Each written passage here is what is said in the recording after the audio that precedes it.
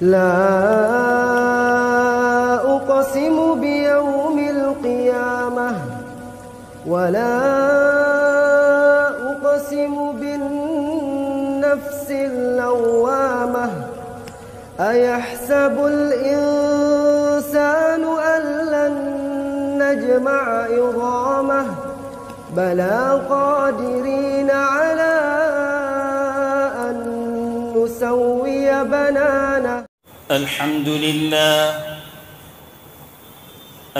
لله نحمده ونستعينه ونستغفره ونؤمن به ونتوكل عليه ونعوذ بالله من شرور أنفسنا ومن سيئات أعمالنا ونعوذ بالله من شرور أنفسنا ومن سيئات أعمالنا ونعوذ بالله من شرور أنفسنا ومن سيئات أعمالنا من يهده الله فلا مضل له ومن يضلله فلا هادي له ونشهد أن لا إله إلا الله وحده لا شريك له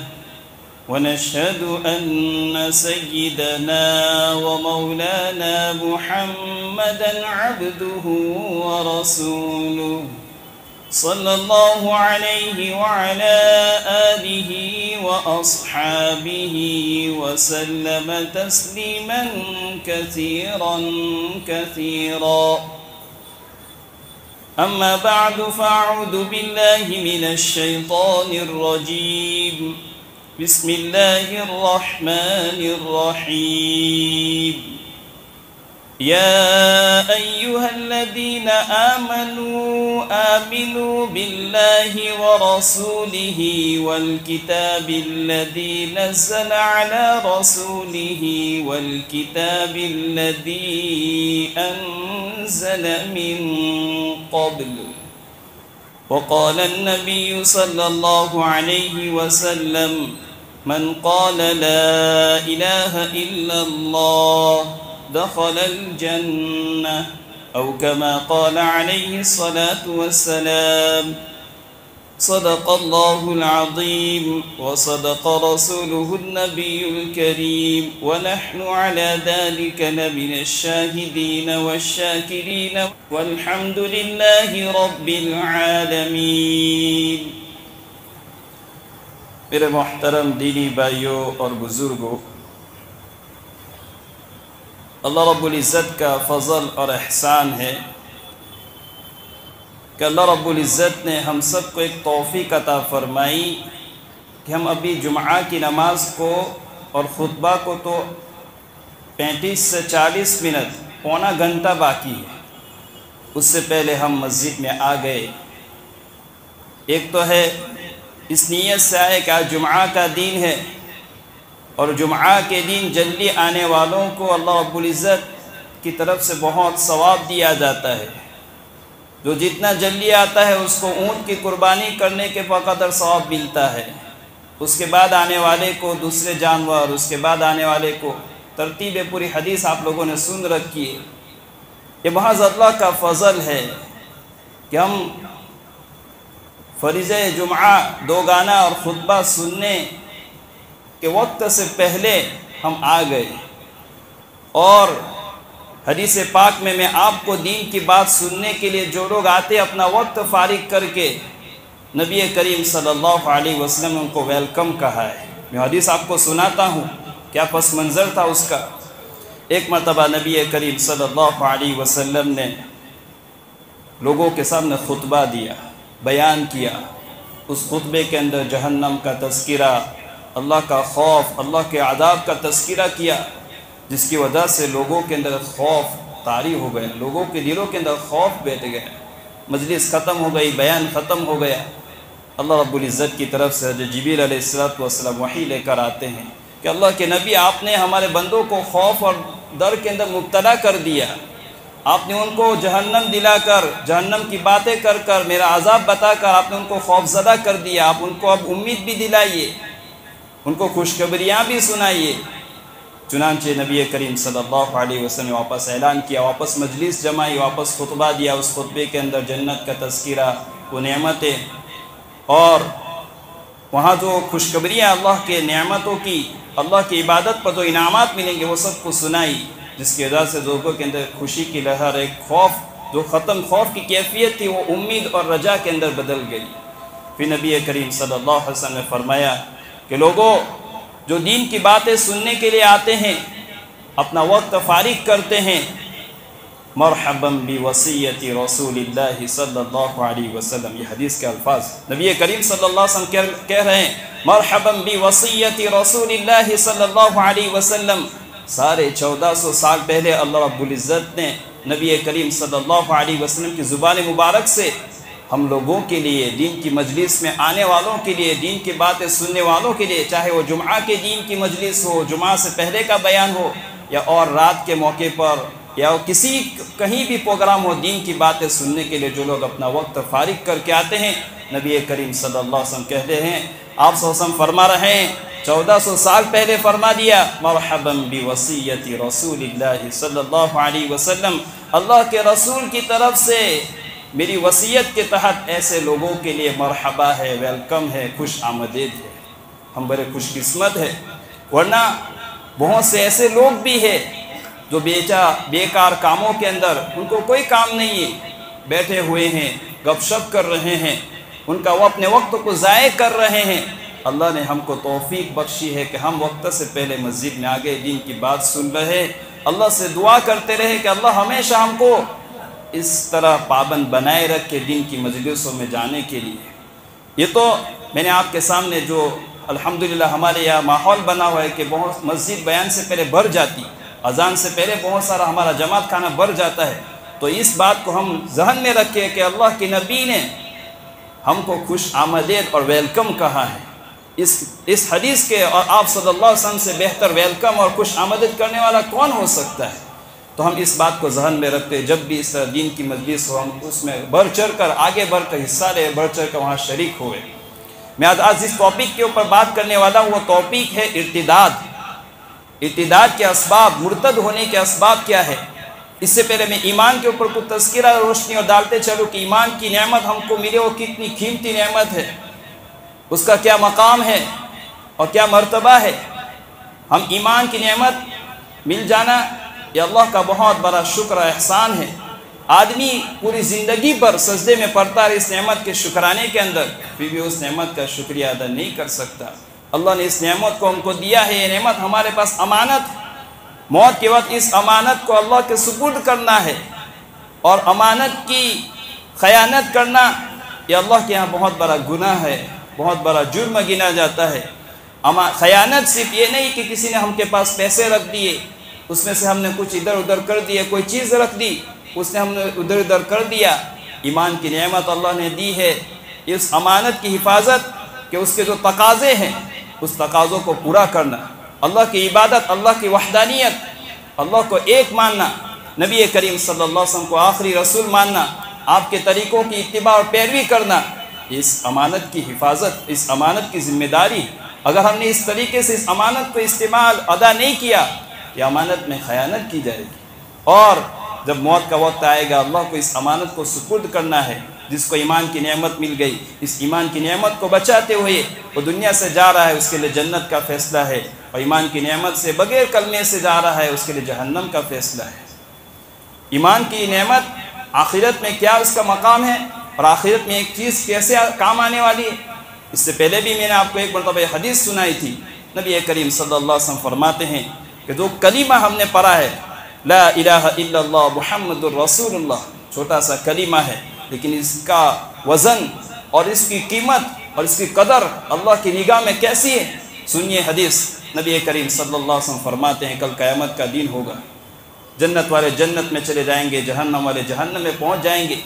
جنتی جنت میں پہنچنے کے بعد ان کو اس بات کا اطمینان ہو جائے گا کہ اب ہم کو جنت سے نکلنا نہیں ہے، ہمارے لیے یہاں رہنا ہے۔ لیکن وہ لوگ وہاں اپنے ان رشتہ داروں کو، اپنے دوست احباب کو، اپنے محلے، اپنے پڑوسیوں کو دیکھیں گے جو دنیا کی زندگی میں ہمارے ساتھ رہا کرتے تھے، ہمارے ساتھ نماز میں آیا کرتے تھے، ہمارے ساتھ حج میں آیا کرتے تھے، ہمارے ساتھ عمرہ کیا کرتے تھے، روزے رکھا کرتے تھے، قرآن کریم کی تلاوت کیا کرتے، جو مومن تھے، ان مومن کے چہرے ان کو جنت میں نہیں دکھائی دیں گے۔ اللہ رب العزت کے پاس یہ جنتی جائیں گے۔ اللہ رب العزت نے وعدہ کر رکھا ہے کہ جس کے دل کے اندر ذرہ برابر بھی ایمان ہوگا اس کو جنت میں داخل کرنا ہے۔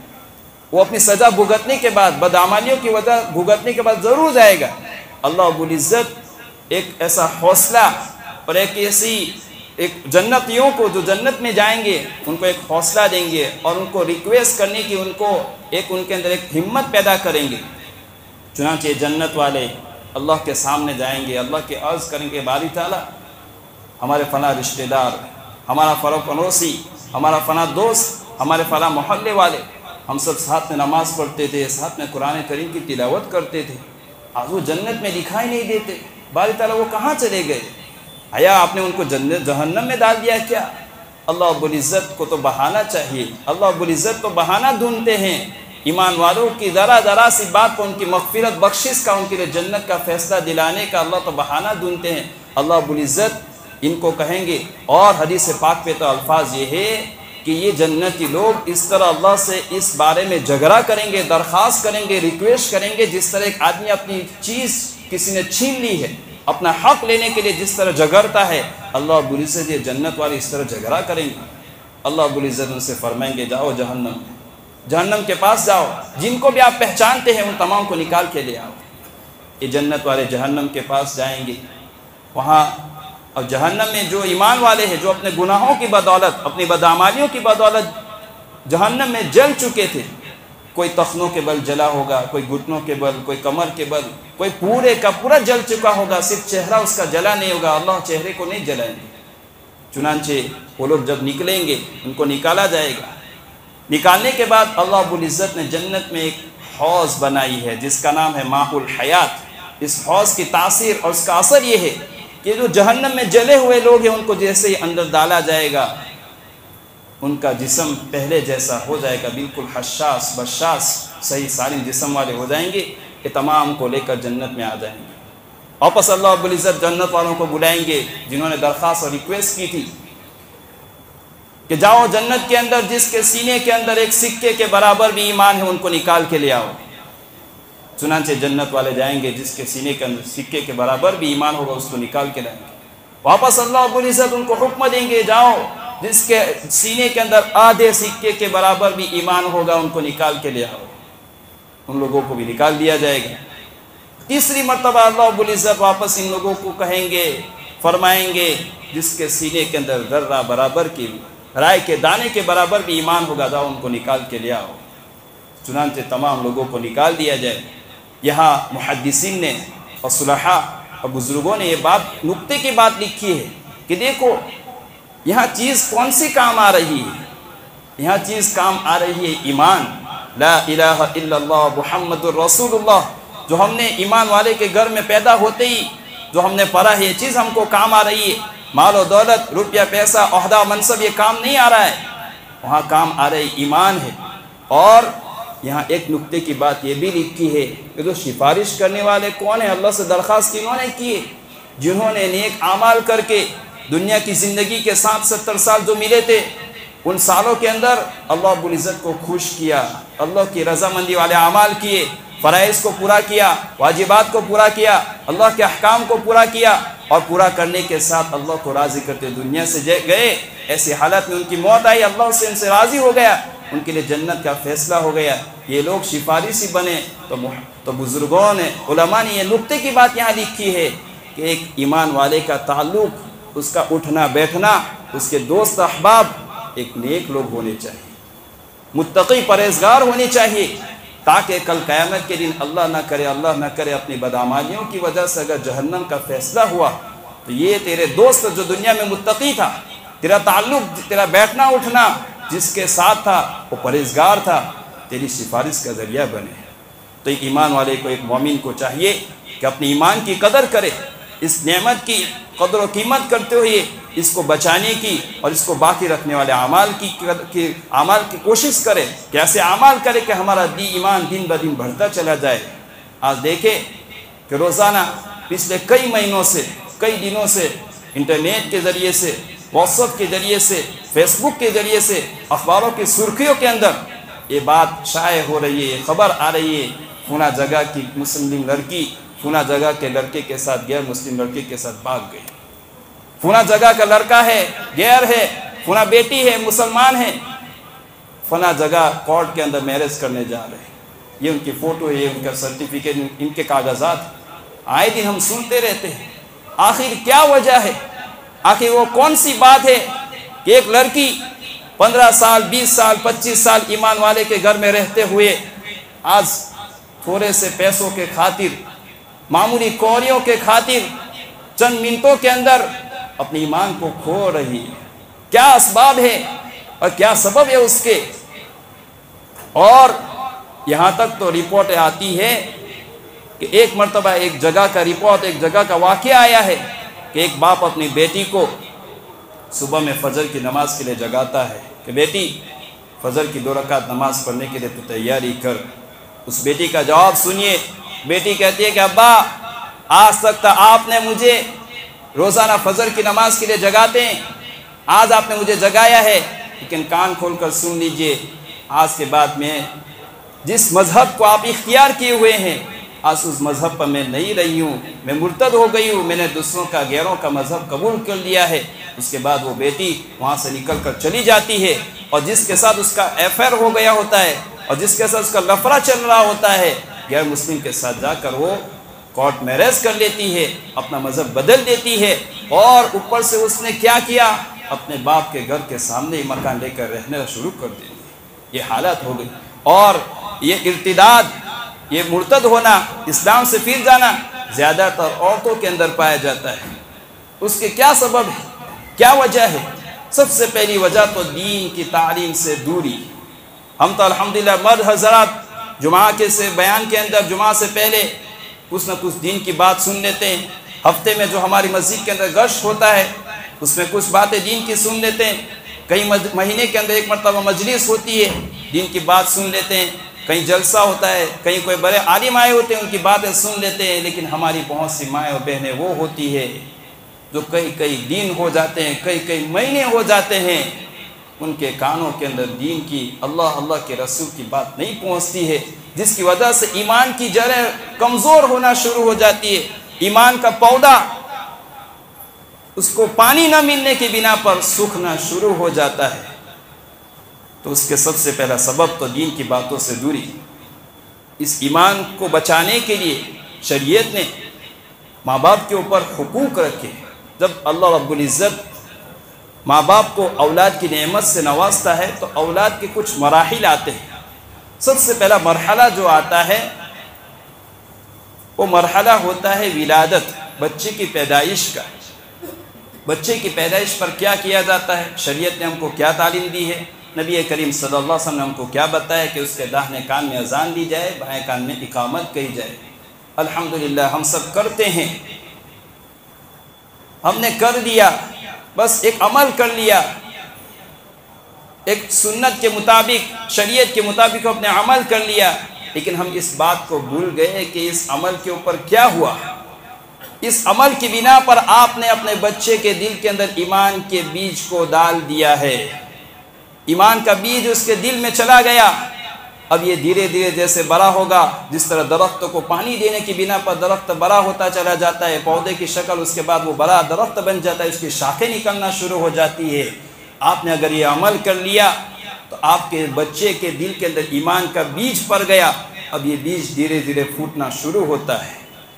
امام غزالی رحمۃ اللہ علیہ نے لکھا ہے کہ جس بچے کے کان کے اندر اذان دی گئی اور جس بچے کے دوسرے کان میں اقامت کہی گئی، وہ کبھی بھی اس کو ارتداد کی ہوا نہیں لگ سکتی، وہ کبھی بھی کفر کا جھونکا، کفر کی ہوائیں، کفر کا طوفان اس کی ٹکر نہیں کھا سکتا، وہ کبھی مرتد نہیں ہو سکتا۔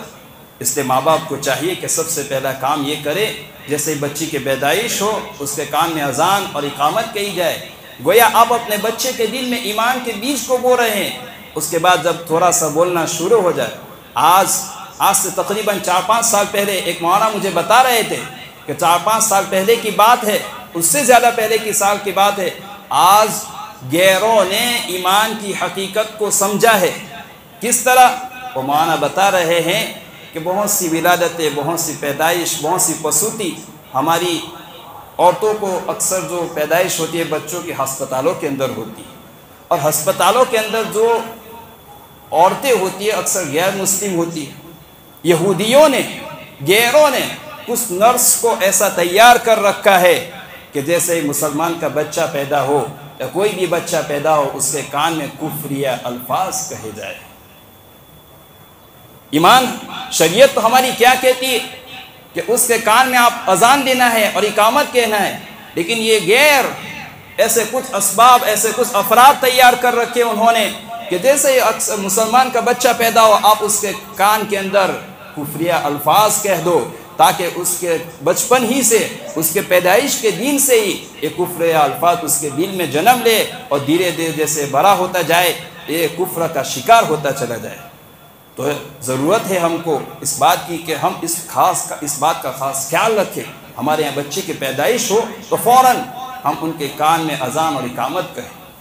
پھر جیسے جیسے بچہ جب پیدا ہو دوسرا مرحلہ آتا ہے، بولنا شروع کرے۔ اس سے پہلے کا ایک مرحلہ کچھ بچہ جب دیکھنا اور سننا دیکھنے لگتا ہے، کچھ حرکت کرنے لگتا ہے، تو ماں باپ کو اس بات کی تاکید کی گئی ہے کہ یہ بچے کے سامنے گناہ کرنے سے بچے۔ ارے شریعت نے اور ہمارے نبی نے تو کفریہ الفاظ سے پہلے ہی کہ یہ بچے کے کان میں آپ اذان و اقامت تو پیدائش کے وقت کہیں گے، اس سے پہلے اس کے ایمان کو بچانے کے اسباب پیدا کر رکھے ہیں کہ جب میاں بیوی، ایک عورت اور ایک مرد اجنبی تھے، نکاح کر کے جب وہ آپس میں ایک میاں بیوی کا اور نکاح کی شکل، نکاح کی برکت سے آپس میں ان کا رشتہ آپس میں ایک دوسرے کے لیے جائز اور حلال ہو جاتے ہیں، جب آپس میں ملتے ہیں، صحبت کرتے ہیں، اس وقت کی جو دعائیں سکھائی ہے وہ دعاؤں کا اہتمام کرنے کی بنا پر بھی اللہ رب العزت ان دعاؤں کی برکت سے تمہارے بچے کو کفر سے بچا لیں گے۔ یہ ایسی تاثیر ہے۔ نبی کریم صلی اللہ علیہ وسلم نے جو دعائیں بتائی ہے، صحبت کرنے کے وقت انسان کو ان دعاؤں کا اہتمام کرنا چاہیے۔ یہ کفر سے بچانے کے لیے، ارتداد سے بچانے کے لیے شریعت نے تو پہلے سے ہی سارے اسباب بتا رکھے ہیں۔ دنیا میں آنے کے بعد دوسرے اسباب تو ہے ہی، لیکن آدمی کو، ایک ایمان والے کو چاہیے کہ اسباب کو اختیار کرے تاکہ آنے والی نسل اپنی، تمہاری بھی فرما بردار بنے، اللہ کی فرما بردار بنے، اور اس طرح کفر کے جو ہوائیں، کفر کا جو طوفان اگر آوے تو طوفان ان کو گرا نہ سکے۔ تو پہلا سبب تو یہ بتایا جائے اس کو بچنے کے لیے کہ اس کے کان میں اذان اور اقامت کہی جائے۔ دوسرا مرحلہ آتا ہے جب بولنا شروع کرے تو اس کے زبان پر اللہ اللہ لا الہ الا اللہ محمد الرسول اللہ کے کلمات بتائے جائیں، یہ کلمات بچوں کو سکھائے جائے۔ آج ہمارا حال یہ ہے کہ ہماری مائیں اور بہنیں جن کے پیٹوں میں بچے جنم لے رہے ہوتے ہیں، میوزک سن رہی ہے، گانے سن رہی ہے، ارے بچے بلا آپ کے پیٹ میں ہیں، کیا اثر ہوگا؟ نہیں، اس کا اثر ضرور ہوتا ہے۔ گناہوں سے ان ماؤں کو بچنا چاہیے۔ ٹی وی دیکھنے سے، فلمیں دیکھنے سے، گانے سننے سے شریعت منع کرتی کہ اس کا اثر آپ کے بچے کے پیٹ میں ضرور ہوتا ہے۔ انسان اس طرح بچے گا تو گناہوں سے بچنا چاہیے۔ ارے شریعت نے تو یہاں تک کہا ہے کہ جب بچہ چھوٹا سا ہو، 1 سال کا ہو، اس کے سامنے بھی میاں بیوی کو اپنے جو جسمانی تعلقات بنانے سے منع کیا۔ کیا وجہ ہے؟ اس لیے کہ بچہ اپنی آنکھوں کے ذریعے سے ایک کیمرے کی طرح ساری چیزوں کو کیچ اپ کرتا ہے، اپنے ذہن میں کیمرے کی طرح وہ چیزوں کو بٹھاتا ہے۔ صورت جس طرح کیمرہ سامنے والی تصویر کو کھینچ لیتا ہے، بچہ بھی تصویر کو کھینچتا ہے۔ اگر ماں بچے کے سامنے اس طرح، بچے کے پیٹ میں رہتے ہوئے اس طرح کی گانے سنے گی، یا بچے کی پیدائش کے بعد گانا سنے گی، فلمیں دیکھے گی، تو بچے کا اثر بھی اس پر ایسا ہی ہوگا۔ تو پہلا تو تھوڑا آگے بڑا ہونے کے بعد اس کو کلمہ سکھایا جائے، اللہ اللہ کے الفاظ سکھائے جائے، تاکہ وہ اس کے اندر ابھی سے ہی ایمان کا جذبہ، ایمان کی باتیں اس کے اندر پیوست ہونا شروع ہو جائے۔ اس کے بعد آگے کا مرحلہ آتا ہے جب کچھ 5-6 سال کا ہو جاتا ہے، اس کی تعلیم کا خیال رکھا جائے، مکتب کی تعلیم کو فرض سمجھو۔ آج اس تعلیم سے بہت سے ماں باپ بہت گریز کرتے ہیں۔ آج جتنی بھی لڑکیاں ارتداد کا سبب بنی ہیں، وجہ یہی ہے کہ ان کے اندر مکتب کی تعلیم کی کمی۔ ورنہ کیا بات ہے کہ جس لڑکی کو مکتب کی تعلیم دی گئی وہاں عقائد سیکھے گئے، اللہ ایک ہے، آخری نبی محمد صلی اللہ علیہ وسلم ہے، دنیا سے ایک دن جانا ہے، موت آنی ہے، یہ سب عقائد ہے، موت کے بعد دوبارہ زندہ ہونا ہے، اللہ کے سامنے کھڑا ہونا ہے، جنت ہے، جہنم ہے، یہ عقائد ہے۔ تو ان عقائد کی تعلیم سے ایک ایمان والے بچے کو کوڑا رکھا جائے گا، تو پھر یہی سبب ہوگا کہ آگے چل کے کفر کے ہوائیں اس کو اپنے لپیٹ میں لے کر اس کو ارتداد کے دہانے پر کھڑا کر دیں گے۔ تو ضرورت ہے کہ ہم مکتب کی تعلیم کی اپنے بچوں کی فکر کریں۔ دنیاوی تعلیم کے پیچھے آج ہم نے ایسا لگا دیا کہ مشکل سے ہمارے بچے 1 گھنٹہ 1.5 گھنٹہ مدرسے میں جاتا ہے۔ ابھی تو قرآن کریم وہ پورا پڑھ بھی نہیں پاتا، سبق ہو ہی نہیں پاتا، اس سے پہلے اس کے اسکول کا وقت ہو جاتا ہے۔ منع نہیں، انگریزی تعلیم اچھے سے دلوائیے، ضرورت ہے آج اچھے لائر کی، اچھے وکیل کی، اچھے نرس اور ڈاکٹر کی ضرورت ہے، مسلم ایماندار ڈاکٹر کی اور مسلم پروفیسر، مسلم پولیس والے کی ضرورت ہے، امانت دار ہر عہدے کے اندر ضرورت ہے۔ لیکن پہلے آپ دینی تعلیم تو دلائیے۔ آپ مسلمان کے گھر میں پیدا ہوا ہے بچہ آپ کا، اس کو دین کے بارے میں اس کو تعلیم تو دیجئے۔ اس کے بعد اگر اس کو دین کی تعلیم آپ نے دی، اس کے ساتھ دنیاوی تعلیم بھی دے گا، تو امانت داری کے ساتھ دین کو سامنے رکھتے ہوئے اپنے آگے کے فرائض کو انجام دے گا، اپنی ذمہ داری کو پورا کرے گا۔ تو مکتب کی تعلیم کی خاص ضرورت، مکتب کے اندر بچوں کو بھیجے، ان کے وقت کی کٹوکٹی نہ کرے، اور عقائد کے اعتبار سے ان کے سامنے ماں باپ کی ذمہ داری بنتی ہے کچھ 15-20 منٹ نکال کر ان کو عقیدہ سکھائے، بچپن سے ان کے ذہنوں کو بنائیں کہ دیکھو بیٹا، اللہ دنیا کو بنانے والے اللہ ہے، دنیا کے نظام کو چلانے والے اللہ ہے، آخری ہمارے نبی محمد صلی اللہ علیہ وسلم ہے، ان کی سیرت یہ ہے، ان کے اوپر ایمان لانا فرض اور ضروری ہے، جتنے انبیاء گزرے ان پر ایمان لانا فرض اور ضروری ہے۔ یہ ان کے عقائد ہم بنائیں گے، بچہ ابھی سے اس کا ذہن بنے گا، یہ بچہ بڑا ہو کر آپ کی آنکھوں کی ٹھنڈک کا ذریعہ بنے گا۔ اگر آپ نے اپنے بچوں کو مکتب کی تعلیم نہیں دلوائی، آپ نے اپنے بچوں کو دین کی باتوں سے، دین کے علم سے کوڑا رکھا، تو آپ اپنے بچوں کے حق کو مارنے والے ہیں، آپ اپنے بچوں کی امانت میں خیانت کرنے والے۔ اولاد کی نعمت چاہے لڑکی کی شکل میں ہو چاہے لڑکے کی شکل میں ہو، یہ آپ کے پاس امانت ہے، اللہ نے آپ کو امانت دی ہے۔ اس امانت کا اللہ رب العزت آپ سے کل پوچھ کریں گے کہ میں نے تم کو اولاد دی تھی، اس اولاد کے تم نے کیا حقوق ادا کیے، تم نے ان کو دین کی تعلیم دی تھی کہ نہیں دی تھی، بچپن میں ان مکتب میں بھیجا تھا کہ نہیں بھیجا تھا، اگر بھیجا ہے ان کو دین کی تعلیم، اللہ کی پہچان کروائی، اللہ کے رسول کی پہچان کروائی، تو اللہ یہی اولاد آپ کے لیے جنت میں جانے کا ذریعہ بنے گی۔ اگر آپ نے ان کو دین کی تعلیم سے کوڑا رکھا، دین کی تعلیم نہیں دی، عقائد نہیں سکھائے، اور یہ بچہ بڑا ہو کر اگر کفر اور ارتداد کا شکار ہو گیا، اللہ کی ناراضگی کا ذریعہ بن گیا، اللہ کو ناراض کرنے والے کام میں لگ گیا، تو یہ اولاد آپ کے لیے جہنم میں جانے کا ذریعہ بنے گی۔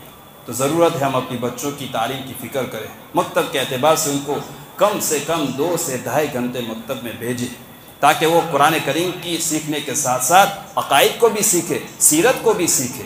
آگے کا مرحلہ آتا ہے جب بچہ بڑا ہو جائے تو اس کا نکاح کر دیا جائے، شادی کر دی جائے، اچھا رشتہ جوڑ کر اچھا رشتہ مل جائے، لڑکے لڑکیاں، لڑکی ہے تو لڑکی کا رشتہ، لڑکا ہے تو اچھا رشتہ مل جانے کی بنا پر اس کی شادی کرا دی جائے۔ بلکہ علماء نے یہاں تک لکھا ہے کہ جو لڑکی شادی کی عمر کو پہنچ جاتی ہے اور ماں باپ رشتہ ملنے کے باوجود، اسباب ہونے کے باوجود اس لڑکی کا نکاح نہیں کرواتے، لڑکے کا نکاح نہیں کرواتے، لڑکا اور لڑکی اگر گناہ میں زنا میں مبتلا ہو جاتے ہیں تو یہ ذمہ داری ماں باپ کی، ماں باپ گنہگار ہوں گے۔ یہاں تک بات نہیں، کوشش کیجئے ہماری اولادیں بری ہو گئی تو ان کے جلدی سے جلدی نکاح کے انتظام کیے جائیں۔ تو ارتداد کے اسباب میں سے ایک سبب یہ بھی ہے۔ اور جب بچہ بڑا ہو جائے اس کے بعد اگر لڑکی کی اللہ نے نعمت دی ہے تو اس کو پردے کا اہتمام کروایا جائے، وقرن فی بیوتکن ولا تبرجن تبرج الجاہلیہ۔ قرآن کریم نے کہا ہے کہ عورتوں کو پردے کا حکم دیا ہے، عورتیں گھر میں بیٹھی رہے۔ آج ہمارا معاشرہ کیا بنا ہوا ہے کہ ہماری مستورات، ہماری عورتیں، ہماری لڑکیاں گھر سے باہر نکلتی ہے تو پردے کے ساتھ بہت سی نکلتی ہے، بہت سی پردے کے ساتھ نہیں نکلتی ہے۔ آج مثال سے میں آپ کو سمجھانا چاہتا ہوں کہ چاکلیٹ آپ نے دیکھا ہے نا، چاکلیٹ لالی پاپ جو بچے کھاتے ہیں، ایک تو اس کے اوپر کاغذ لپٹا ہوتا ہے، ایک کھلا چھوڑ دیجیے تو جس کھلا کاغذ ہوگا، کھلا ہوا کاغذ، اس کے اوپر مکھیاں بیٹھ جائے گی، اور جو بند پیکٹ میں ہوگا اس کے اوپر مکھیاں نہیں بیٹھے گی۔ اب سمجھ لیجئے یہی حال ہماری عورتوں کا ہے۔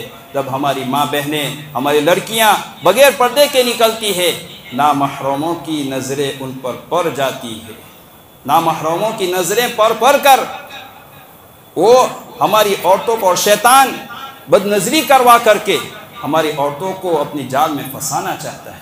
تو کوشش کیجئے کہ ہم اپنی عورتوں کو پردے کا اہتمام کروائیں۔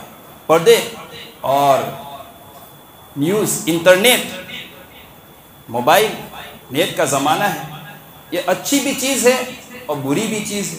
اس پر ہر آنے والی دینی خبر اچھی نہیں ہو سکتی۔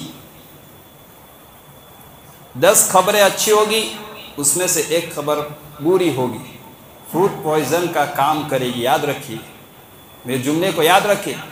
دین کی بات آپ سن رہے، ڈیبٹ میں آ کر بہت سے لاکھ کہہ رہے ہیں بھائی یہ ہے شریعت میں، یہ ہے، ہر ایک کی بات سننا نہیں، ورنہ وہ آپ کے اوپر فروٹ پوائزن کا اثر ہو سکتا ہے۔ لوگ کہتے ہیں پردے کی ضرورت تو مردوں کو ہے، عورتوں کو پردہ کیوں؟ سوال پیدا کرتے ہیں آپ لوگ، ڈیبٹ میں آ کر کہتے ہیں۔ تو اس طرح کے لوگوں کی باتوں میں مت آئیے، قرآن اور حدیث کو دیکھیے، اللہ کا رسول کیا کہہ رہا ہے اس کو دیکھیے۔ اللہ کے رسول نے کہہ دیا ہے کہ آپ عورتوں کو پردہ کروائیے، لیکن آج ہماری غفلت ہے کہ ہماری ماں بہنیں کھلے بال، کھلے سر، بغیر دوپٹہ اور بغیر پردے کے گھوم رہی۔ کوشش کرنا چاہیے ہماری عورتوں کو پردہ کرنا۔ اور وقرن فی بیوتکن، اس آیت کریمہ میں یہ کہا جا رہا ہے عورتوں کو خطاب، عورتوں کو مخاطب کر کے کہ عورتیں اپنے گھر میں بیٹھی رہے، اپنے گھر میں قرار پکڑے۔ تو مطلب کیا کہ ہماری عورت باہر نہیں ہے، گھر میں ہے، ہماری مستورات گھر میں ہے تو ٹھیک ہے، لیکن ماں باپ کو یہاں بھی بتایا جا رہا ہے کہ آپ کی عورت، آپ کی مستورات، گھر کی عورتیں، گھر کی ماں بہنیں گھر میں رہتے ہوئے بھی باہر ہے۔ اس زمانے کے اعتبار سے ہماری بہت سی ماں بہنیں گھر میں رہتے ہوئے بھی باہر ہے۔ کیسے؟ ہاتھ میں موبائل ہے، موبائل کے ذریعے سے اگر وہ کسی نامحرم کے ساتھ، چاہے وہ ماموں زاد بھائی ہو، چچا زاد بھائی ہو، یا کوئی بھی ہو رشتہ دار ہو جس کے ذریعے سے اس کے اوپر پردہ فرض ہے، اگر اس کے ساتھ وہ چیٹنگ کر رہی ہے، اس کے ساتھ اگر بات کر رہی ہے، ویڈیو کال کے ذریعے سے ہو یا سادے کال کے ذریعے سے ہو، یہ گھر میں رہتے ہوئے بھی باہر ہے۔ جس طرح ایک باپ کے لیے، ایک ماں کے لیے اس کو پتہ ہونے کے باوجود اس کو نہ روکنا، یہ اپنے اوپر جرم، اپنے اوپر گناہ ہے۔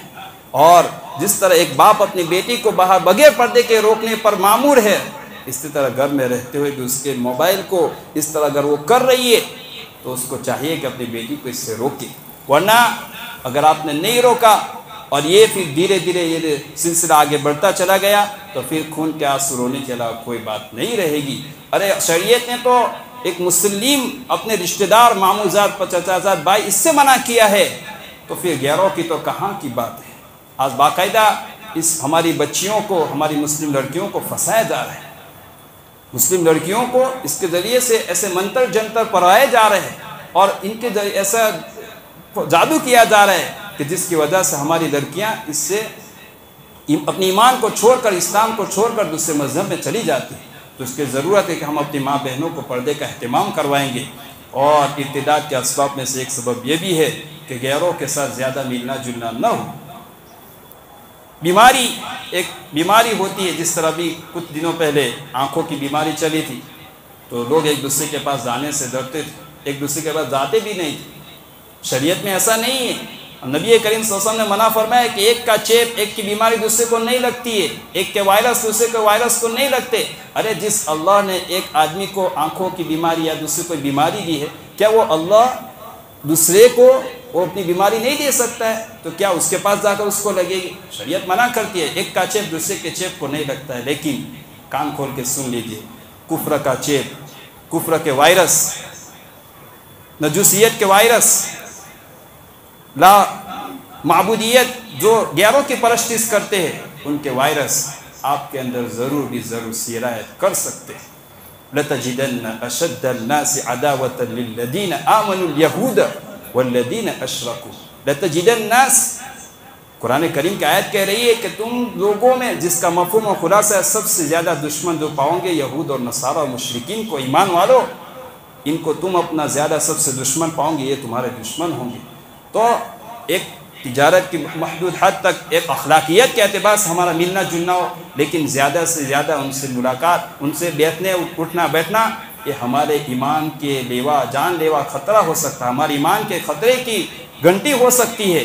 اس لیے کوشش کیجئے ہمارا اٹھنا بیٹھنا ایمان والے کے ساتھ ہو۔ انما المؤمنون اخوہ، ایمان والے آپس میں بھائی بھائی ہیں۔